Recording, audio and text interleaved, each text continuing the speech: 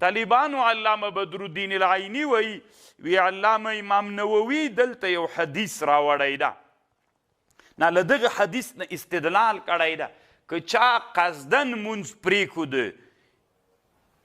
یعنی یو مسلمان راجګ سو مونځ یې قصدن پرېښوده سره له دغه اعتقاده داسې عقیده یې درلودله چې مونځ واجب ده یعنی عقیده یې داسې درلودله چې مونځ واجب ده خو بیا یې مونځ څنګه کوو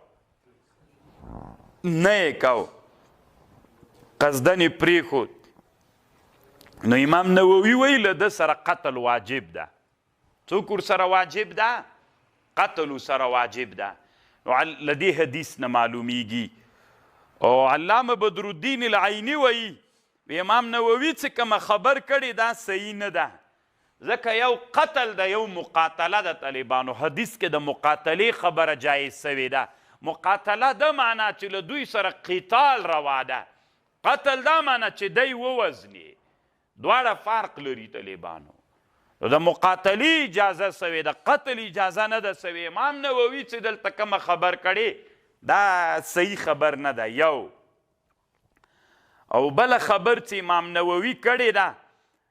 دا خود رد پې باندې و که ځکه دلته مقاتله جایز ده قتل نه ده جایز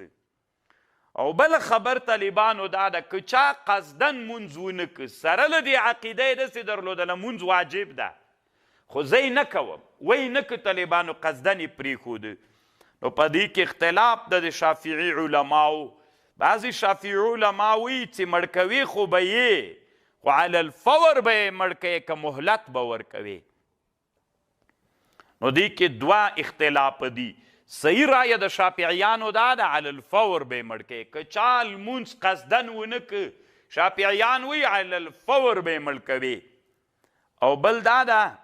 په یو مونځ باندې به یې مړ کوې طالبانو که چې ډېرې پرېښودل په یو باندې وایي شافعیان وایي کله هغه وخت چې د مانځه وخت د هغه وجوبي وخت هغه تیر سو د مونځونه که بس په یو وخت یې مړ کولی سي او په توره به یې مړ کوې او شافعیان وی دا مقتول د حدن او امام احمد ابن حنبل رحمه الله وی تارک د لمانځه چې دا کافر ده او له ایمان نه وځي څوک ده کافر د حنابله وی او له ایمان نه وځي او د موږ د احنافو مذهب دا ده حنفي فقها وی که چیرته یو سړی هغه وکړي مونځ قصدن ونه کړي یا یو یا ډېر دی دې بندي کړل سي د مسلمان بندي دې کړل سي تر هغه وخته پورې چې توبه وباسي وژل کیږي دې نه او دا د موږ د احنافو مذهب ده حنفي فقها وایي همداسې حکم په زکات کې هم ده او بیا یوه خبر سته احناف وایي که چیرته شعایر د اسلام چا نه عملي کول هغوی سره قتال بیا جایز ده که نه مثلا یو خلک ول هغوی شعایر د اسلام مونځ زکات و روزه نه کول نو ورته ویلې چې وی کوي دوی وسلې ته تیار سول مقاتله دې ورسره وسي قتال دې ورسره وسي طالبانو ورونو دوه خبرې دلته واورئ علامه انور شاه کشمیري رحمه الله لیکلي دي یوه خبره علامه انور شاه کشمیري داسې کړې ده علامه انور شاه کشمیري وایي و یو ورځ امام شافعي صاحب امام احمد ابن حنبل سره مناظره شوله لکه موږ خو ویلې حنابله څه وایي چې دی کافر ده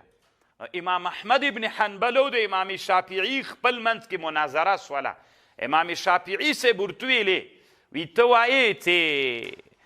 مونځ سړی کوي دغه حکم وایي چې مونځ قصدن سړی نه کوي دغه حکم څنګه ده امام احمد ابن حنبل ورته ویلي وي دا کافر ده نو ده ورته ویلې چې کافر ده نو اسلام په څه شي باندې راوړي بیرته مسلمانیږي په څه شي نو هغه ورته ویلې په مانځه چې مونځ شروع کړي بیرته څنګه کیږي نو هغه ورته ویلې دی خو کافر ده که نه د کافر مونځ کله صحیح کیږي نو امام احمد ابن حنبل یې چپ کړ